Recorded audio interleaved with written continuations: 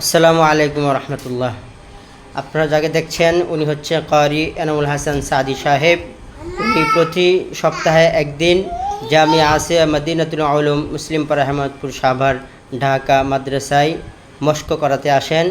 আজকে উনি নিজ গাড়ি নিয়ে জামিয়া আসিয়ায় মস্ক করাতে এসেছেন এবং নিজ গাড়িতেই উনি ওনার প্রতিষ্ঠানে ফিরে যাচ্ছেন।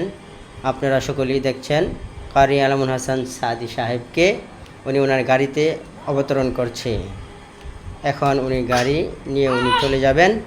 আপনারা সকলেই দেখতে থাকেন এবং যাদের ইচ্ছুক ওনার মস্কে অংশগ্রহণ করার জন্য তারা অবশ্যই সপ্তাহে একদিন আপনারা যোগাযোগ করে আসবেন।